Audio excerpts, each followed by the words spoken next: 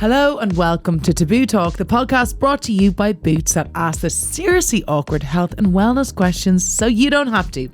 I'm your host, Vogue Williams, and today we're talking about living with diabetes. If you're affected by anything you hear today or are struggling, please seek professional help and contact a GP. Data from Diabetes UK states that more than 5 million people in the UK live with diabetes. Additionally, 850,000 people could be living with diabetes who are yet to be diagnosed. Living with diabetes, it's a journey that requires resilience, courage, and determination. Yet despite the millions of people who face this condition every day, there are stigmas and stereotypes that persist, making it an even more challenging path to navigate. Society sometimes paints a narrow picture of what it means to have diabetes. The misconceptions range from assuming it's entirely self-inflicted to believing it's a condition that only affects certain age groups or lifestyles. These stereotypes can lead to judgment, isolation, and even discrimination.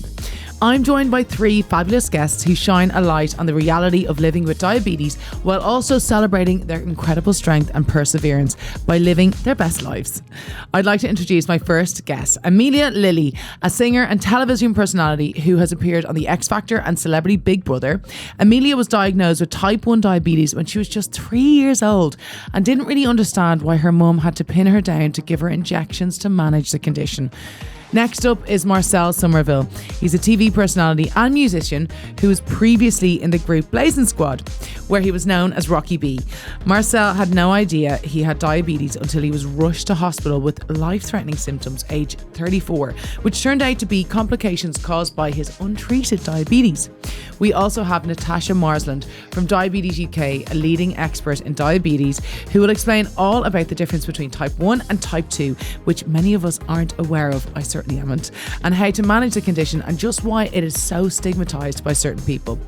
Please note that Amelia and Marcel will be speaking from their personal experience only. This podcast should not be used for medical advice, and if you have any concerns, you should see your doctor.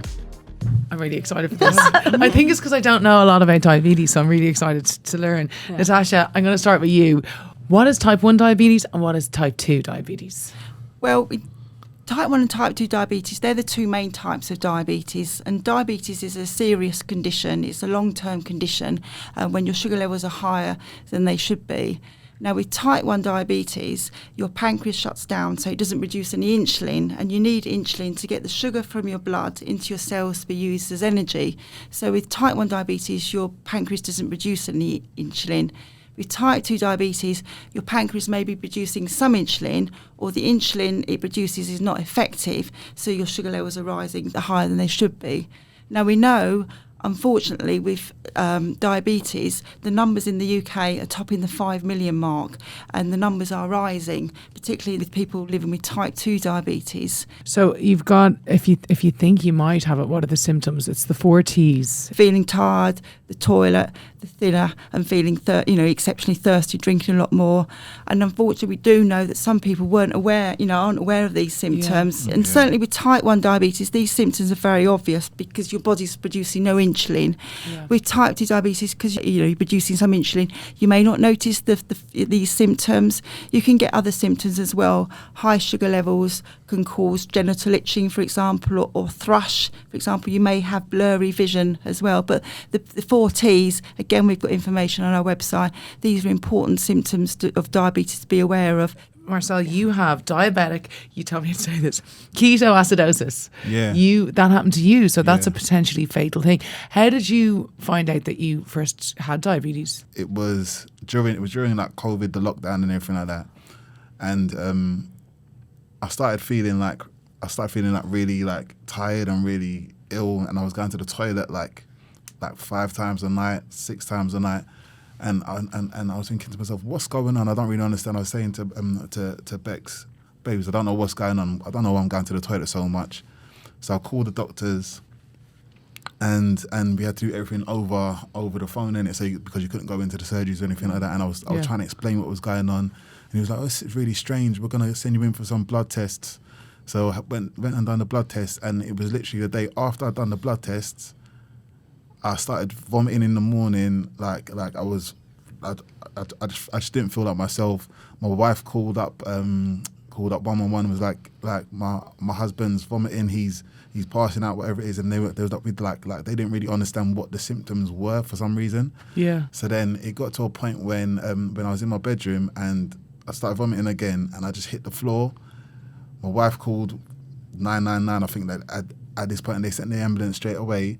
And I remember like lying on the floor, and it was like having these lights in my eyes, just like flashing, because I was going in and out of like consciousness or whatever it was.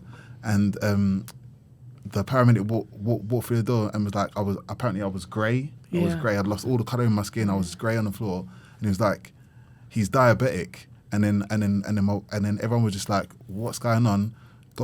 They obviously were doing whatever they done, took me to the ambulance, and I passed out, woke up, and it was like a scene from like ER, and you're flashing and you're seeing yourself going under all the lights, and then there's doctors rushing and all this different stuff that's going on, and I just remember just like passing out, and then I woke up, and then they'd moved me to like another ward, and the doctor came in and was like, hello, Mr. Somerville, did you know that you were diabetic? And I was like, I had no clue that I was diabetic, and literally like to hear that, and you're thinking to yourself, oh my gosh, like I didn't know what diabetes was, and I had no clue what came with it. And then when he started explaining it all to me, and he was like, your life's gonna change now. You're gonna have to start making some changes to how you eat, and like you're gonna have to do this, and you have to do this, and it's all this information that I'm getting given after just waking up from.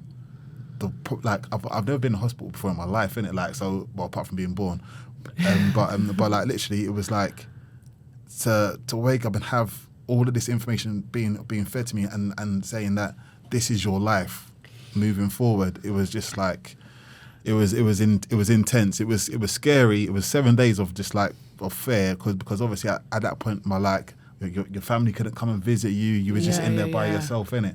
Having to deal with, you're speaking to people on the phone, trying to explain what's going on, and people are saying, "Oh, like what, like is it because you was eating too much sugar, or was you eating badly, or whatever it is?" And it's like, no, it's just.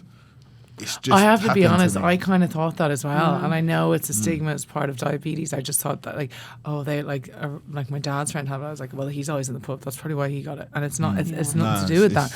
But so that was like, that could have been fatal, and you were 34, but Amelia, you were 3 when you found out.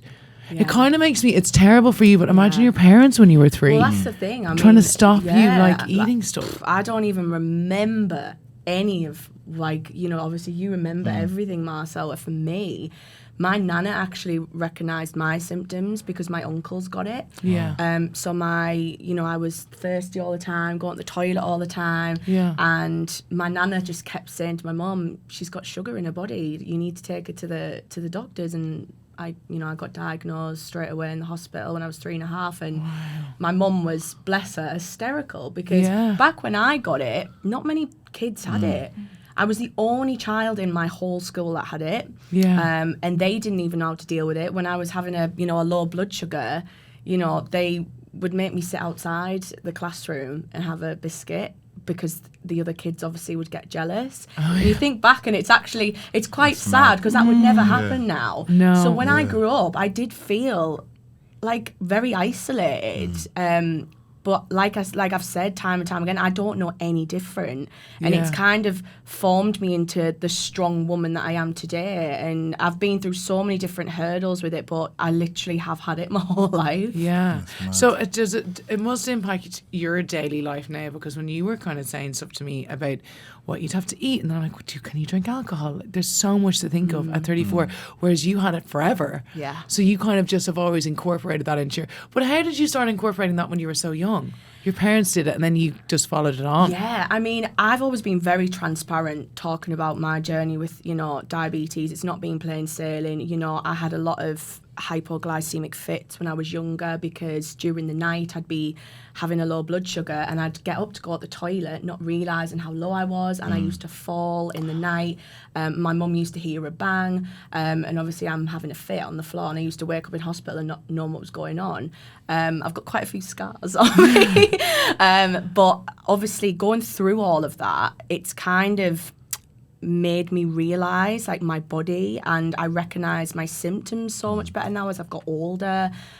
Going through all that as being younger, and the technology now. Yeah. You know, we're so lucky now, like being, you know, in this kind of society that we're in, that we've got these amazing forms of technology where I didn't have that when I was a kid. So I'm just so grateful now for all of the pieces of amazing technology that we have. Definitely. How did it change your like daily routine and stuff? So I think for me it was more the case of just knowing that now every time I get up in the morning, because before I had my Freestyle Libra, I used to have to prick my finger. So the Freestyle Libra is the thing on the back of your arm that measures your your blood. Okay. Your blood sugar. Yeah. So before that, I got given a kit where you had like a finger pricker, you had your sensor that you had to put a little card thing into, prick your blood, stick it on there, and then it will read the thing. So I got myself into a process of waking up in the morning, doing that, having breakfast, relaxing, doing whatever I was gonna do, thinking, oh, it's lunchtime now, I'm gonna do the same thing. So you have to do it before every meal? Before every meal.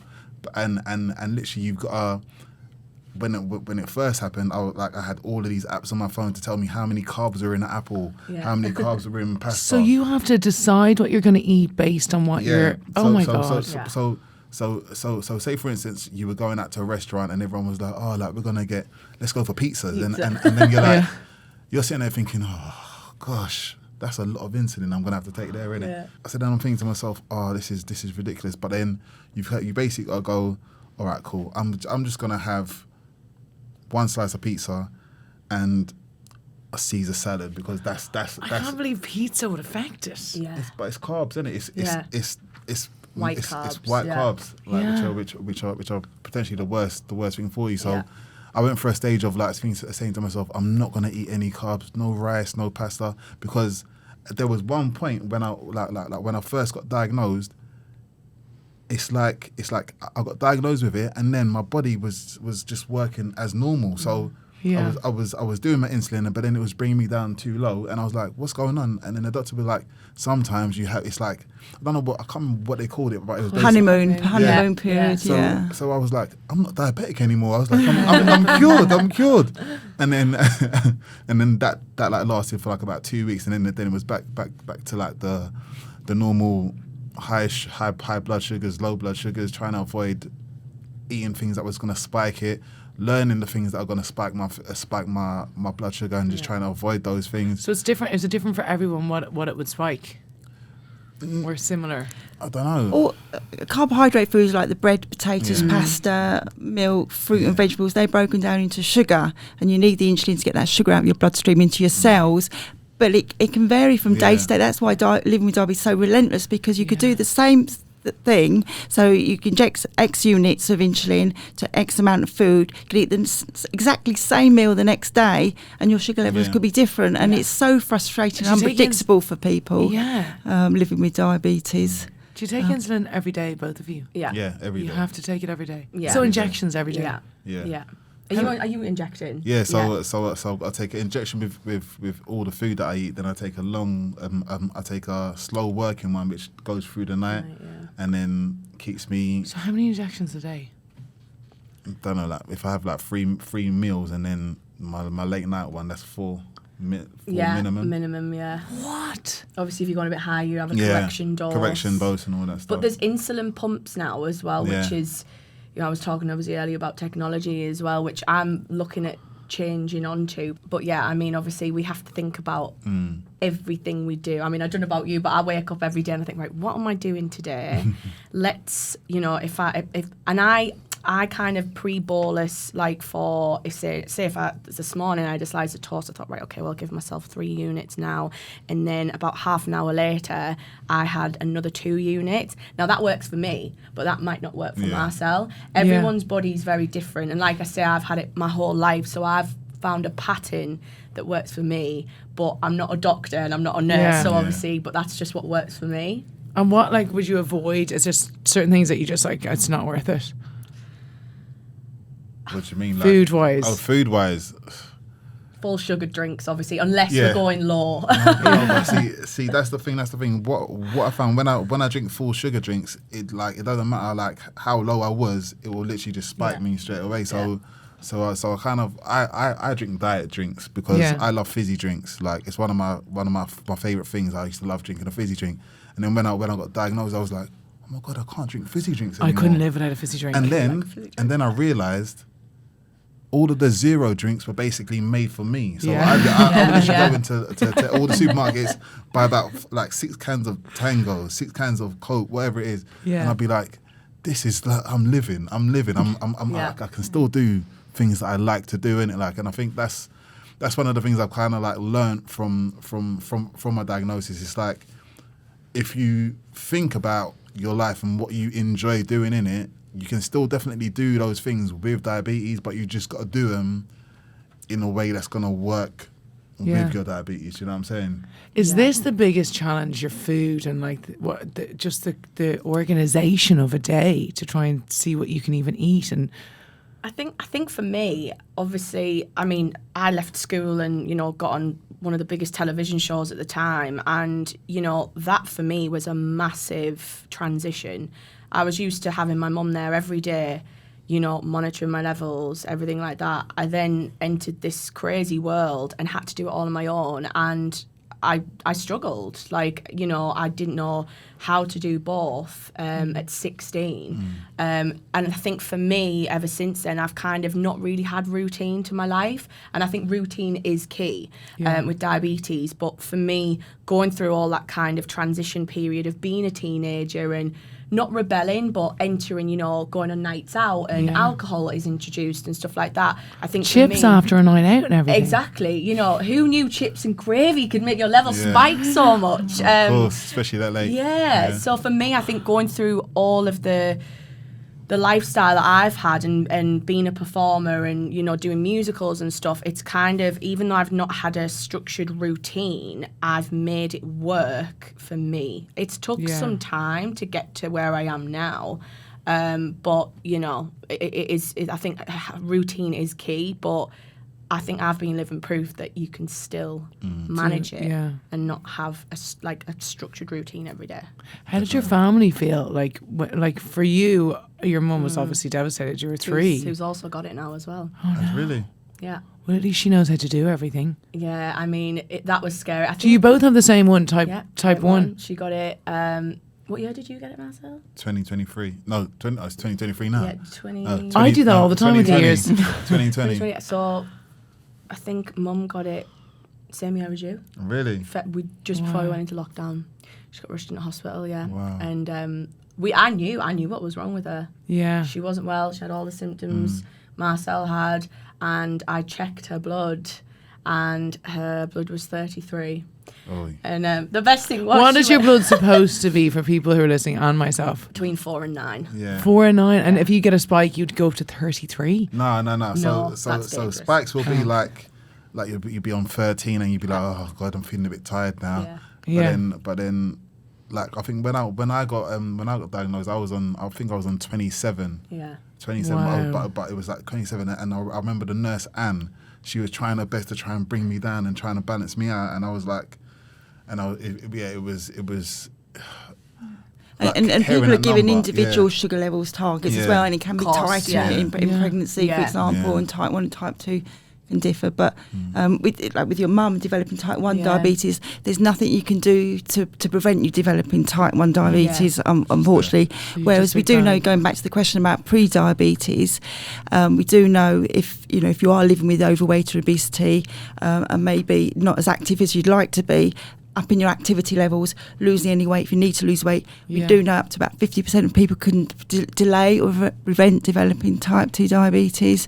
But as you've pointed out, it's relentless, and you're going through a growth spurt. Stressful. Going through a growth spurt can change the amount of insulin that you need, and like going out for a meal, we know with the research that we've done and listening to people with diabetes, the stigma associated with diabetes, people don't always want to inject or scan their Libre to get their sugar levels, so would skip injecting their Yeah. insulin to get home after having that pizza, and their sugar levels are sky high. Do you both find that? Do you find a stigma around it? Do you know what? When I first got it, and I was like, oh, like I'm gonna have to like take my needle out and do it in a restaurant. I was in myself thinking everyone's gonna be looking at me thinking, what's he doing?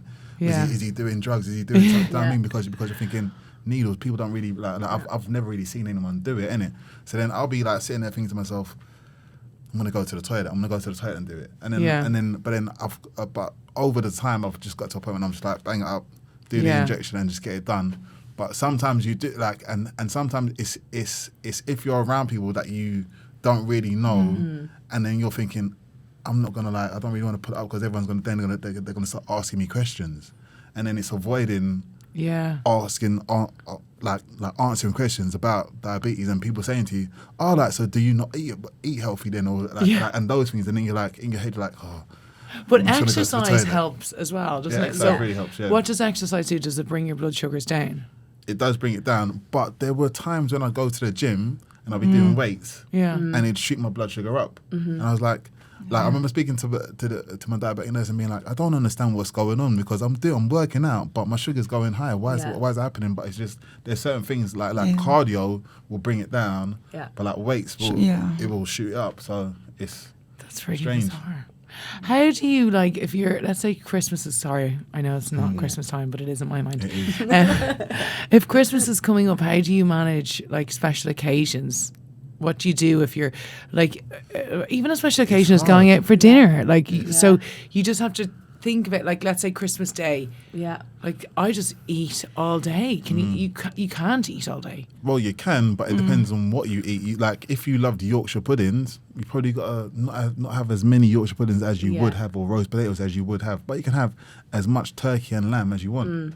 And we always say, the odd one day over Christmas, Yeah. is not going to sort of, make a big difference to your long-term risk of developing the long-term complications of diabetes.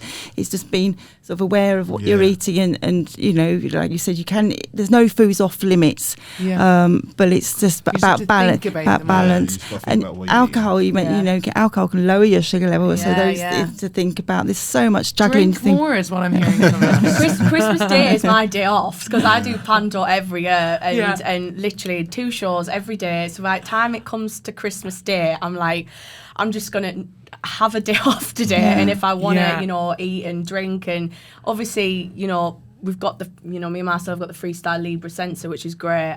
So we can it gives us the freedom and more of guidance to monitoring our levels so we can keep a close eye. Can I have a look at it? Mine's covered up, but it's like a little. Oh, did you cover it up with a white plaster? circle, One yeah. thing, Yeah. But Christmas Day is my day off, so I think we've still got to live, and I think that's the message I think Yeah, that we kind definitely. of like to put out there. Have you ever because it's like to me you sound like so healthy, and now I'm looking at you like wow, they actually are glowing. Their skin is amazing. I feel like you must be the healthiest people ever. But does it change your perspective on health when you have something like diabetes and having to keep monitor so closely? No, definitely. I think for me because I was always so active when it was happening, I was like what's triggered it? I couldn't understand what triggered it because I'd always gone to the gym. I'd always been trying to eat healthy, trying to look after my body. And then I remember having a conversation with my diabetic nurse and being like, I really want to go to the gym, but I'm a little bit scared because I hadn't got the whole thing as under control as I would have hoped to in the early days, and it was like a thing of, if I go to the gym, do I need to take insulin before I go to the gym, or should I leave my sugar high, or should I don't know, like there were so many questions that I had, and obviously they told me everything I needed to know. Like there was if you're gonna be going to the gym in the morning, whatever you're having for your breakfast, don't take as much to counteract the whole amount of the sugar that's going to be in there, but take a decent amount so you don't go too high, and then you just go and work out, do your thing, and when you come back, like balance, do a correctional dose to make sure that you're where you need to be. And and there were so many things about it that I was just. I think I was overthinking things, Yeah. and then once you get to a point when you know what's going on and you know about how blood sugar West and all those kind of things, you kind of like can kind of like make the decisions a lot easier. But I think at the start, when you first get diagnosed, you're always going to be like, I don't know what to do. Like I'm scared. Like, do you know what I mean? It takes a lot on. It takes a lot of a toll on your mind because you're making so many decisions and thinking about so many things before you doing anything. Before you do anything. Yeah. When did you hit the sweet spot where you were like, okay, I'll get it? I think the sweet spot. I think it was probably about. I don't know. I think it was probably about like 2 or 3 months in, and I think because it's pretty good. No.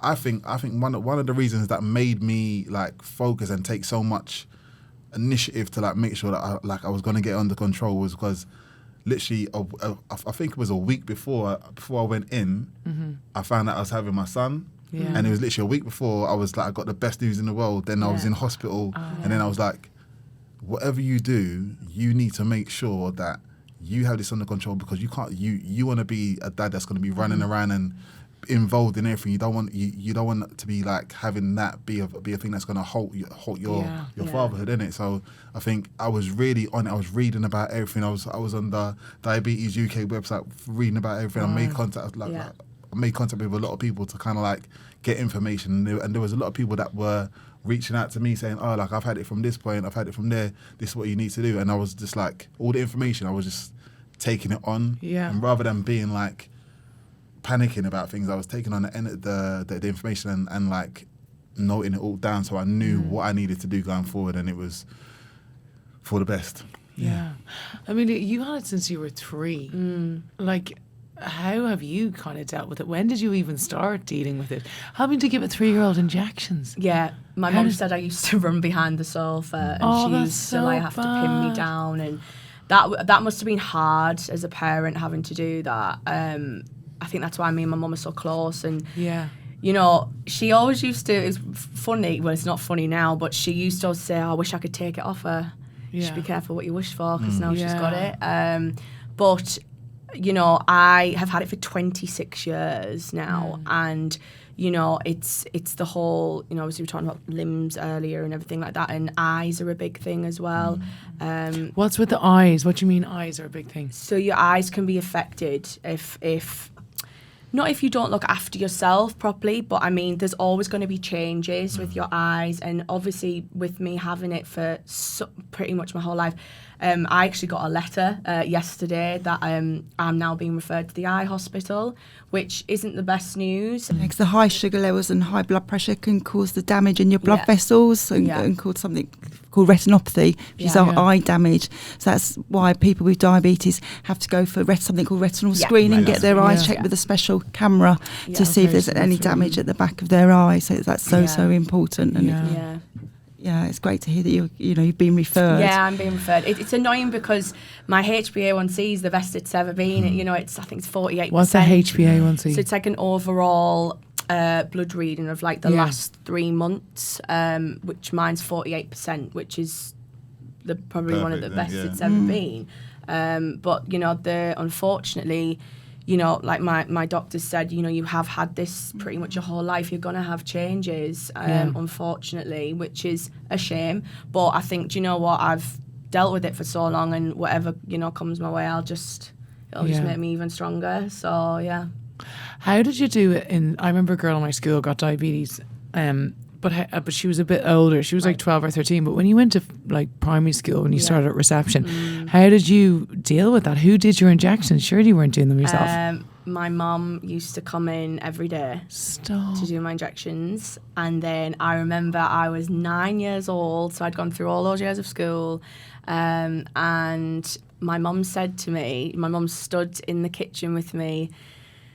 She said, right, you can do it. You can do it on your own. And I was like, I can't do it, Mum, I can't. And she got a needle, a clean one, by the way, and she stuck it in her own tummy. And she said, look, I can do it. And I thought, if my mum can do that, I can do it. And so I did it. And it was all because there was a school trip that was going away when I was 9. I think I was in year 4. And I could only go if I could do my own injections. And I did it. And so I was 9 years old, doing my own injections on school trips. And yeah, it's just crazy. But I thought if my mum can stand there, and it's only later on in my life she said, "Oh, I was absolutely petrified that I was sticking this needle in." But I thought, yeah, if she can do it, so can I. We have some type 1 events like holidays, so children Yeah. with type 1 diabetes can go to these holidays, and Yeah.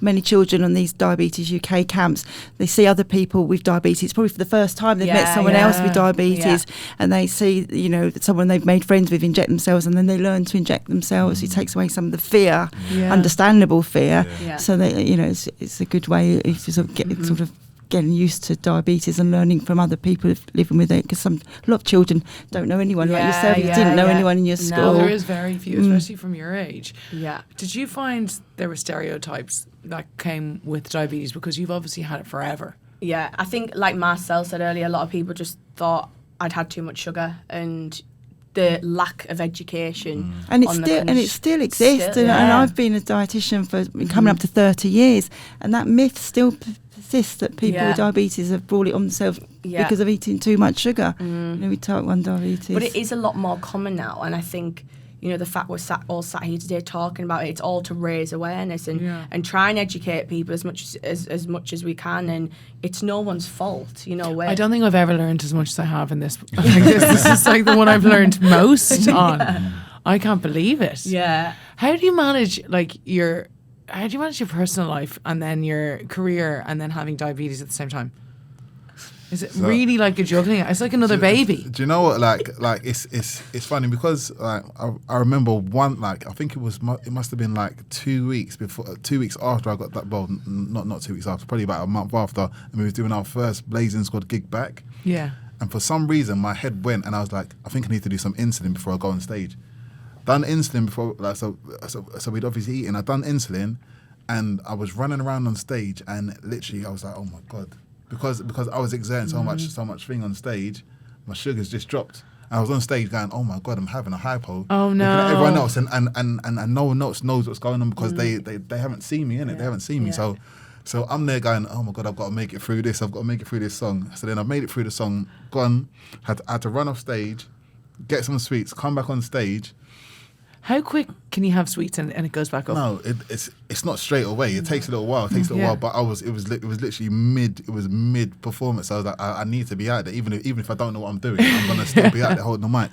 And it was like I remember thinking to myself, you can never do that again, because like it's that thing of having to think you're thinking so much about everything that you let it like mess up what you're actually doing. So I think for me, it's definitely finding the balance of, all right, cool. You know when you need to inject. You know, like plan before you're gonna eat a little bit before you go on stage, so your sugars are where they need to be before you go on, and it's just trying to make it all make sense, and it's just it does take it. It takes a lot out of you, and then like doing all the traveling, you're stopping at service stations, and all the food that's in service stations are just, it's junk food, isn't it? Like or you go to, you buy like some cold chicken from M&S, and you're like, this ain't the best. Do you know what I mean? It's like all of those things. It's like trying to plan and maybe taking a packed lunch and stuff. It's like things you don't really want to do, but you end up doing them because.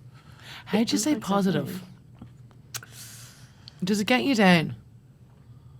At times, but I think I like. Do you know what? Like the things that are going on in my life, are reasons for me to be positive in it. Like obviously having diabetes is hard, but I can't let it stop me from enjoying the good things about life, innit? Like even if I've got to think to myself, right, I've got to do an injection, or well, we're going to a really lovely restaurant, but I'm gonna have to inject insulin at some point, and like look at the menu and figure out what I'm gonna eat, because I just can't believe that. That's my biggest learning from this. Yeah. I thought you had an injection a day and that was it. No. It's literally for everything that you eat. Everything you do every day, you've got to kind of think about whether that's going for a walk. Yeah. Or literally. Even trying clothes on in a clothing shop. Because it clocks up. Makes me drop. Like it makes my levels drop. I get really hot in I get a sweating. little bit stressed out. So that's why I prefer to order online now, and then I can just try them It's on so in my own true. time. It's so true. But I mean, it's you know, obviously going back, you said about personal life as well, Vogue. Yeah. Like obviously you guys have got kids, and that's, you know, I'd love to have children and I want to have children. That's a whole different, obviously, kettle of fish for me when I want to start planning having kids, because It will change your levels when you're yeah, pregnant. I've got to speak to my diabetic team, you know, as soon as I think about wanting to start a family. There's different things, you know, medications that you have to go on, and it's just a whole different, that'll be a whole new chapter of my life that I've not even entered yet. So that's quite a lot for me to think about as a woman as well. Yeah, because you have to plan and make sure your sugar levels are a certain range before you even think about conceiving. Absolutely. And getting prescribed folic acid and you know, for at least 3 months before you conceive. And the hormones in pregnancy can you know affect your blood sugar levels. So there's so much more monitoring. The good news is with the technology, it makes life so much easier for people, for women. And like you said, when you were diagnosed when you were 3 years ago, you just didn't have the technology that people could have access to, but we still know there is problems still with access as well to technology, and we know people living in more deprived areas don't get the access to the technology that they should have as well. So diabetes. Why do you have to buy these things yourself, the things on your arm? Some people do, and they're not cheap either. Some people do, some people it all depends on your control, you know. And it is hard, same with the pumps, the funding for the pumps. I mean, we're talking thousands of pounds, you know, for insulin pumps, and it's just crazy. But at least we are kind of getting to a better stage with technology than like when I had it 26 years ago. But it's a cost saving, because with the technology you can get better sugar, you know, improve sugar levels in the safe range. Then you're less likely to develop the long-term complications of diabetes, which are costly. So you know, it's a false sort of saving, really. So it's important that people should have the access, and fortunately there is criteria that has increased the access to the technology for people with diabetes. Diabetes UK does a lot of campaigning about that. Well, thank you all very much. That was very, very insightful. I learned so much from that pod. I really enjoyed it. Thank you. Thank you. Thank you. And that is the end of another fantastic episode of Taboo Talk. We really hope you enjoyed it. Thank you so much to my amazing guests, Marcel Somerville, Amelia Lilly and Natasha Marsland. If you enjoyed this ep, please do rate, review and subscribe. Or if you're watching us on YouTube, please do like, comment and subscribe, because it really helps us. See you next time.